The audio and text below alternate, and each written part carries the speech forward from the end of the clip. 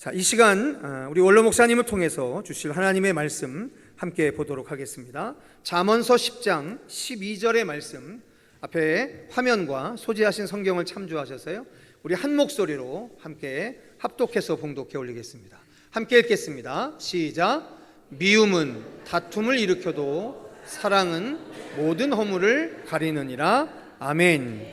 자, 이 시간 우리 원로 목사님 등단하셔서 미움과 사랑이라고 하는 제목으로 하나님의 말씀을 설교하시겠습니다. 기도하겠습니다. 우리의 생명을 주장하신 창조주 하나님 아버지, 주의 백성들이 이 시간 오늘을 주님의 날로 정하여 영과 진리로 예배하며 주께 영광을 돌리는 복된 시간이 되었습니다. 주여, 이 한 시간 성령으로 충만케 하옵소서. 병실에서, 가정에서 함께하는 사랑하는 성도들에게까지라도 주의 은혜와 축복이 임하게 해 주시옵소서. 연약하고 부족한 종 하나님의 말씀을 대언할 때에 성령의 은총이 임하게 해 주옵소서. 우리 주 예수 이름으로 기도하옵나이다. 아멘. 안녕하세요. 옆에 분들에게 인사합시다. 사랑합니다. 네. 오늘 제목이 미움과 사랑이기 때문에 미워합니다 하고 인사를 할 필요가 없고 사랑합니다로 인사를 했습니다. 실상은 사랑과 미움은 멀리 떨어진 것이 아니고 하나의 감정이라고 합니다. 뇌를 연구하는 뇌과학자 영역에서는 이렇게 이 얘기를 합니다. 이 머리에서 가슴까지는 30cm이지만 사랑과 미움, 이성과 감정이 오갈 때는 0.1나노미터라고 합니다. 나노미터 우리는 잘 모르는 단어지만 머리카락이 한 기둥마다 하다면 0.1나노미터는 그보다도 더 적다, 그렇게 이해하면 되겠습니다. 그러니까 결국 미움과 사랑은 멀리 있는 거 아니고 같이 있다는 거예요. 그런데 잘못하면 이거는 얼마나 오래 가는지 한평생도 간답니다. 오늘 성경에는 사랑과 미움에 대해서 잘 말씀해 주고 있습니다. 이를 증거하듯 그 유명한 사도 바울도 이런 고민을 합니다. 로마서 7장 24절 25절 시하면 나와요. 오호라, 나는 공고한 사람이로다. 이 사망의 몸에서 누가 나를 건져내랴. 우리 주 예수 그리스도로 말미암아 하나님께 감사하리로다. 그런즉 내 자신의 마음으로는 하나님의 법을, 육신으로는 죄의 법을 섬기노라. 그 이상한 얘기를 했죠. 세계에서 제일 충만하고 능력이 많은 사도 중에 사도, 또한 이방인의 사도가 마음으로는 하나님의 법을, 육신으로는 죄의 법을 섬기노라. 한 덩어리예요. 조심해야 되겠죠? 저와 여러분 모두에게도 이와 같이 항상 미움과 사랑을 같이 달고 다녀요. 오늘 우리는 하나님의 말씀을 통해서 해결을 합시다. 먼저 생각한 것은 미움이 주는 역할을 볼 수 있도록 해야 합니다. 사람들은 이유 없이 미워합니다. 특별하게 미운 짓을 해서 미운 것이 아니고 우리 속담에 주는 것 없이 밉다. 주는 것도 없이 미흡대요. 괜히 미흡다는 게요. 잘나도 밉고 못나도 밉고 키가 커도 밉고 작아도 밉고 머리털이 많아도 밉고 나같이 없어도 그냥 말할 말이 없어요. 그런데 오늘 성경에 보면은 그 미움은 무엇을 일으킨다? 미움은 무엇을 일으킨다? 다툼을 일으킨다. 그게 고약한 거죠. 그래서 이제 같은 잠언 28장 25절에는 이런 얘기를 합니다. 시작. 욕심이 많은 자는 다툼을 일으키나 여호와를 의지하는 자는 풍족하게 되리라. 그러니까 이 미움은 욕심과 동창생이에요. 그렇잖아요. 거기에는 욕심이 많은 자가 다툼을 일으킨다. 그리고 미움은 다툼을 일으킨다. 같은 통속 아니에요? 근데 우리의 마음 속에 욕심이 찾아오면은 미워지게 됩니다.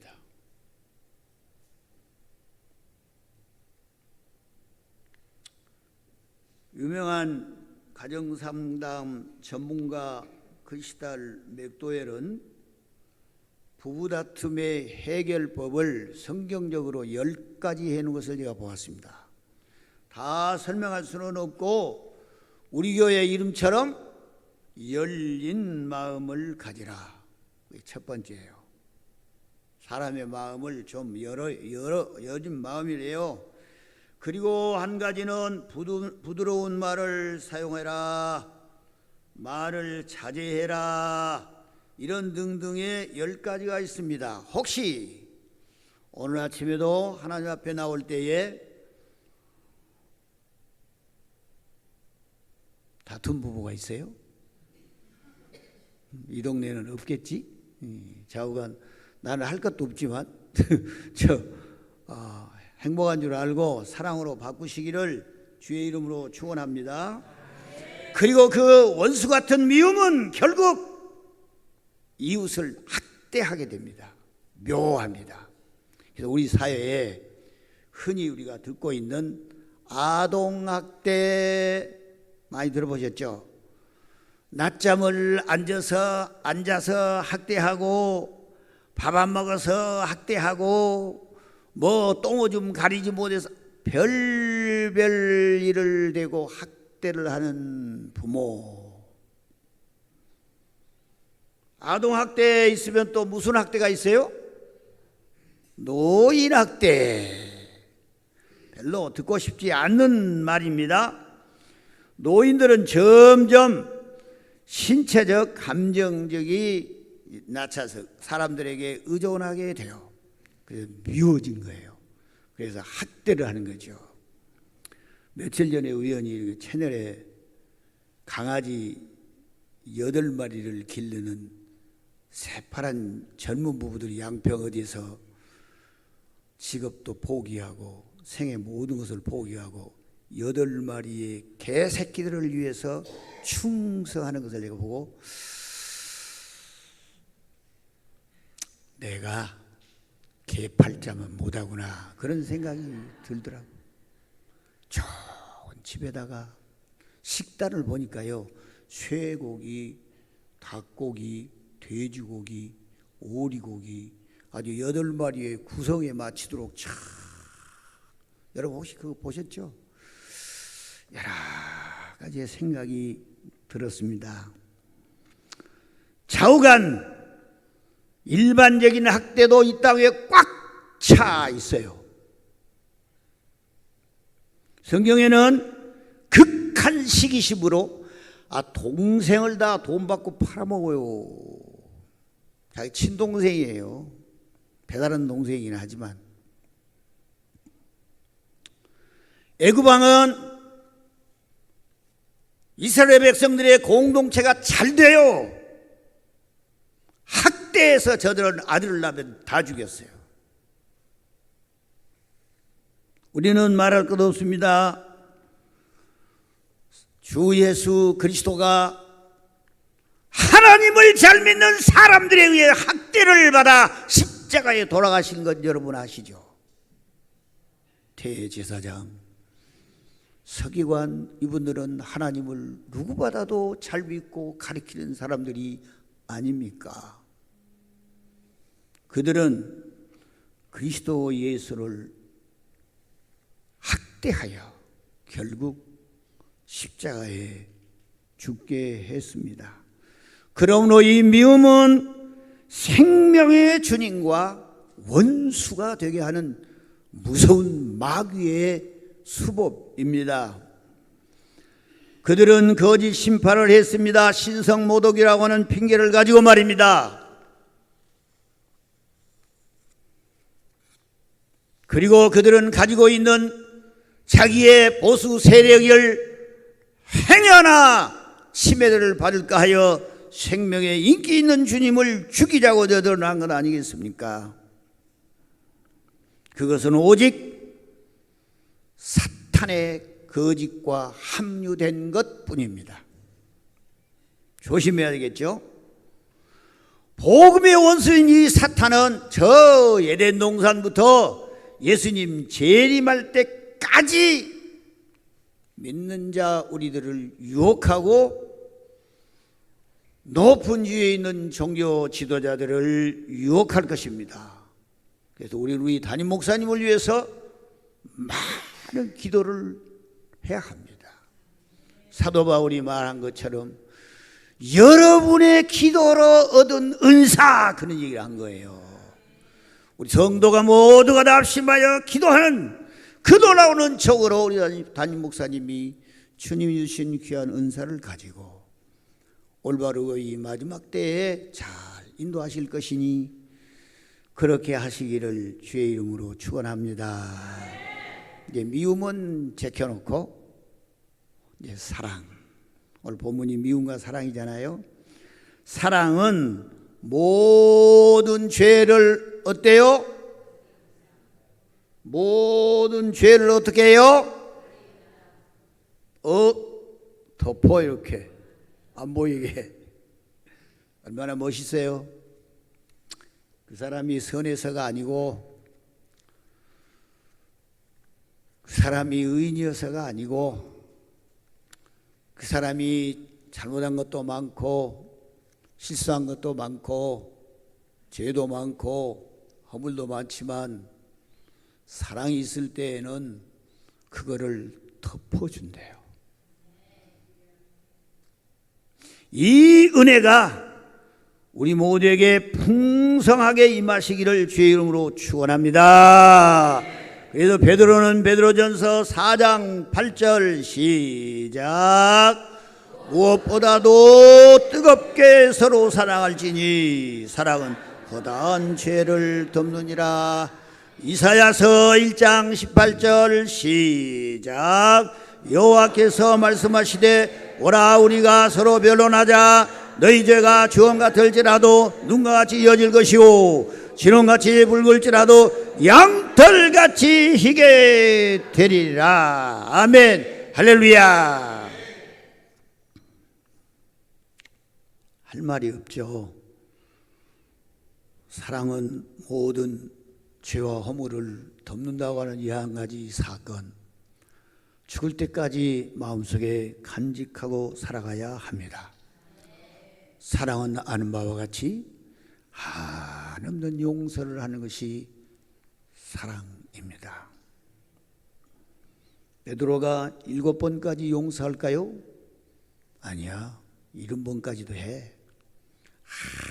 한없는 용서를 하라고 하는, 저 사람은 쓸개도 없지, 그런 소리 들어도 괜찮아요. 한없는 용서가 주님의 사랑이고 한없는 용서가 십자가의 사건인 사랑의 사건이 아니겠습니까? 우리를 위해서 피와 땀을 물과 모든 것을 다 쏟으신 십자가의 현장은 사실 미움과 사랑의 교차로입니다.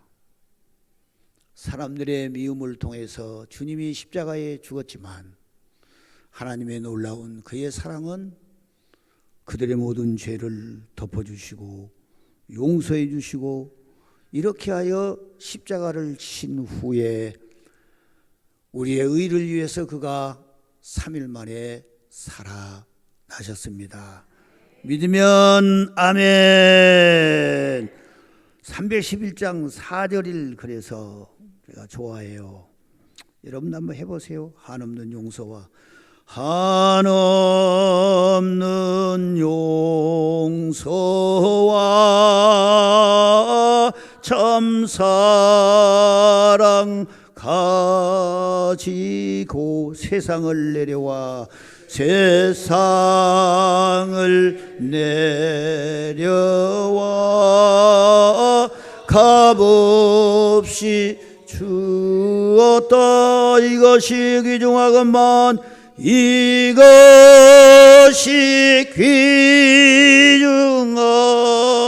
귀중하건만 너무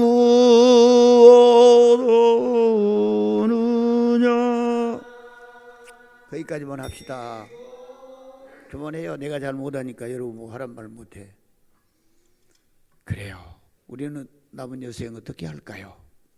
주님이 주신 그 용서, 주님이 주신 그 놀라운 사랑은 말할 수 없는데 이 귀중한 것 다 받은 우리들은 어떻게 지나가야 합니까?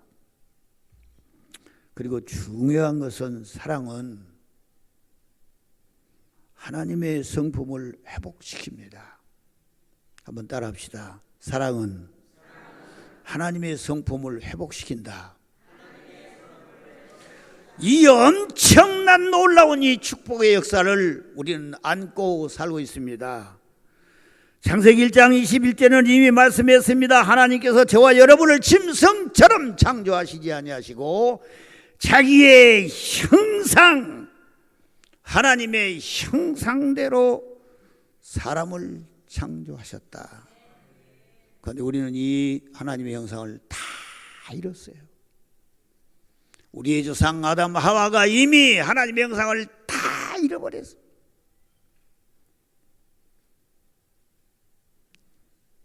그래서 하루하루 시간 가면 갈수록 전부 죄만 더 많이 짓고 있는 현상이 우리 한평생의 삶입니다. 그런데 이상스럽게 하나님이 성품인 사랑을 우리가 되찾고 성령 은혜로 그 사랑을 되찾으면 하나님의 성품까지 되찾을 수 있다는 얘기예요. 우리는 할 수 없습니다. 그러나 하나님의 성령의 능력의 역사로 하나님의 성품을 우리가 되찾으면 사랑할 수 있습니다. 사랑하시기를 바랍니다.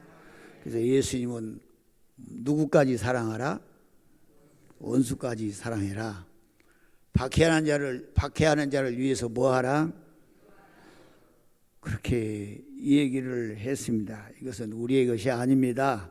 요한일서 4장 7절 시작.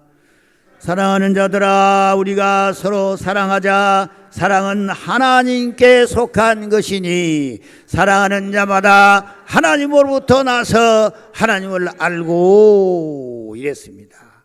그리고 사랑은 하나님의 은총을 생산합니다. 그러니까 우리는 날마다 살아가면서 가정생활하면서 직장생활하면서 더군다나 교회생활하면서 하나님의 은총을 생산하게 되는 공장이 된다는 거예요. 이 얼마나 은혜롭고 축복된 말씀입니까? 하나님의 귀한 은총을 생산하는 한국교회, 하나님의 은총을 생산하는 우리 교회, 여기 모인 우리 모두가 된다면 우리 때문에 하나님은 이 나라를 보호해 주실 줄로 믿습니다. 걱정할 거 없어요. 우리만 하나님의 귀한 은총을 생산하기만 하면 하나님은 우리 편인걸요.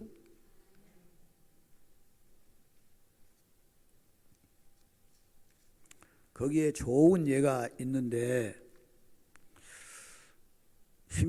루키서 1장 16절 17절은 한번 읽읍시다. 다 같이 시작.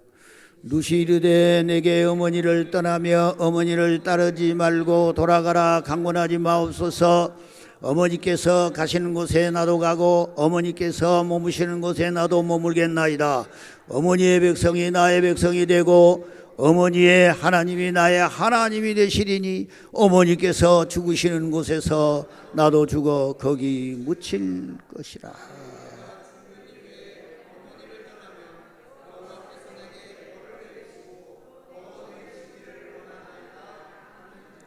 아멘. 10시 넘어도 말하지 말아요. 여기는요, 하나님의 은총을 생산하는 모범적인 여인이 하나 있어요. 바로 루시예요. 그는 모함 여인입니다.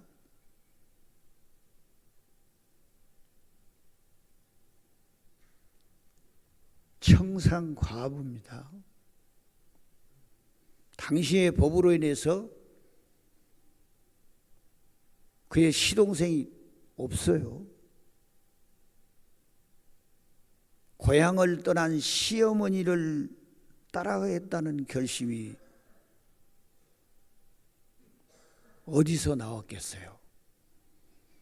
평소에 시어머니와 함께 살면서 하나님을 배웠습니다. 하나님의 사랑을 배웠습니다.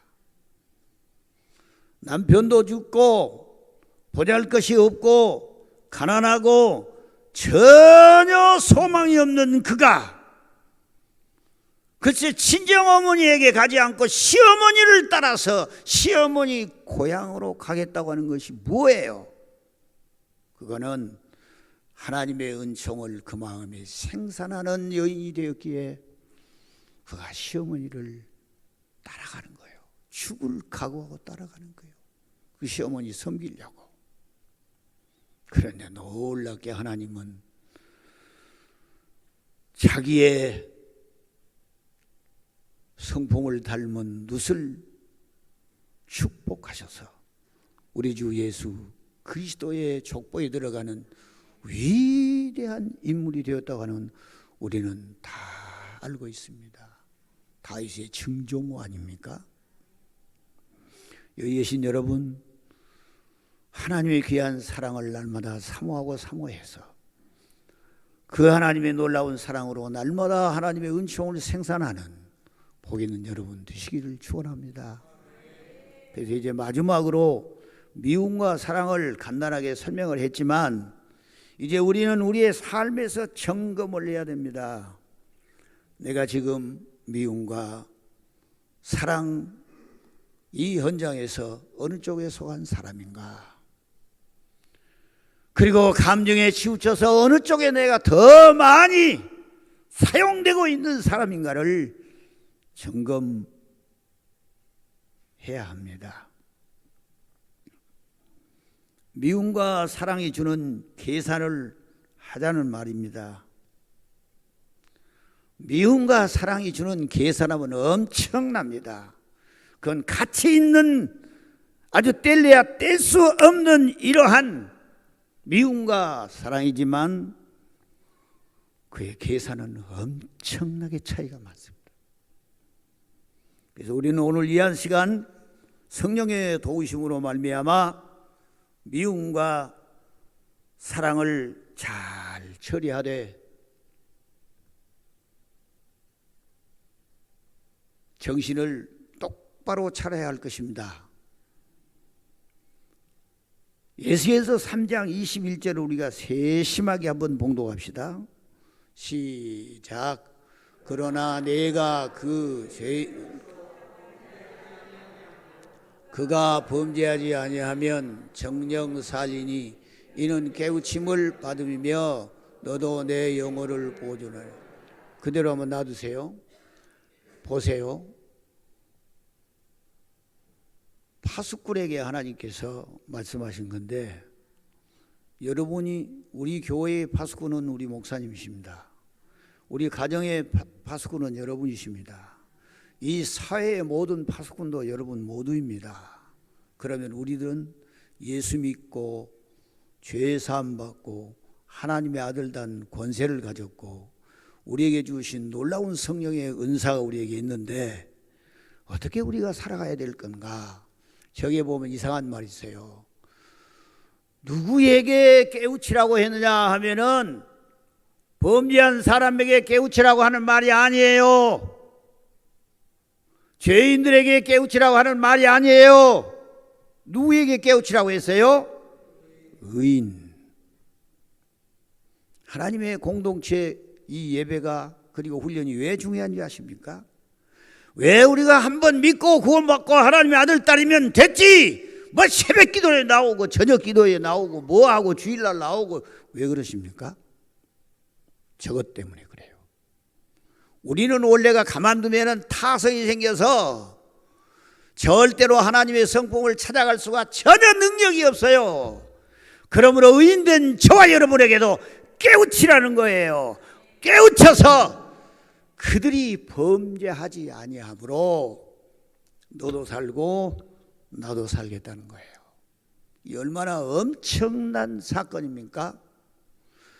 사랑하는 아들, 딸들을 우리는 저들이 예수 믿고 구원받는 자들이라도 부모가 깨우쳐야 합니다. 구원받아 넉넉하게 하나님의 아들, 딸 권세를 가지고 세상에 산다고 할지라도 우리는 수많은 예배를 통해서 모임을 통해서 하나님의 말씀을 통해서 담임 목사님의 깨우침을 받아야 합니다. 믿으면 아멘. 한 가지 예만 들고 마치겠습니다. 여러분이 잘 알고 있는, 요새는 상당히 미운 짓을 하지만은 러시아에 살았던 대문호 사상가였던 톨스토이가 동화에서 남겨놓은 이 얘기를 보고 내가 많이 감명을 받았습니다. 그가 한 번은 여행 중에 여인숙에 들어가 하룻밤 자게 됐습니다. 하룻밤을 자는데 그 가정의 여인숙의 가정에 6살 난 딸이 여행 가방인 빨간 가방을 그거를 갖고 싶다고 울고 불고 난리를 친 것을 봤습니다. 톨스토이는 아가, 내가 지금 여행 중이다. 여행 끝나고 와서 꼭 다시 찾아와서 너에게 이 예쁜 가방을 줄게. 그러고 갔어요. 여행 다 끝나고 약속대로 여인숙에 찾아가서 아이를 찾습니다. 아이는 없어요. 공동지에 묻혔어요. 그래서 그가 크게 뉘우치고 아픈 그 아이에게 좋아했던 이 가방을 내가 핑계하지 않고 주었더라면 죽어가는 그 어린아이의 아픔 속에 이 가방을 안고 위로를 받고 죽었을 거 아니냐 하면서 그 가방을 가지고 무덤의 앞에 가서 피문을 이렇게 남겼습니다.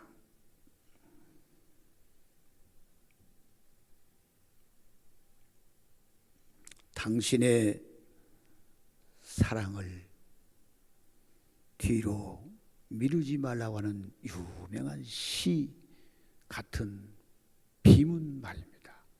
청년들을 위해서 한번 띄워봐요. 러시아 말은 아닙니다.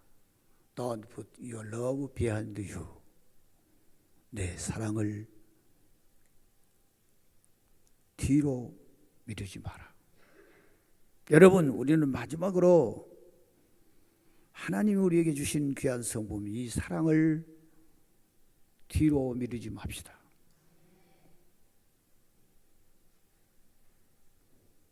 내일로 미루지 맙시다. 오늘 사랑한다고 표현합시다.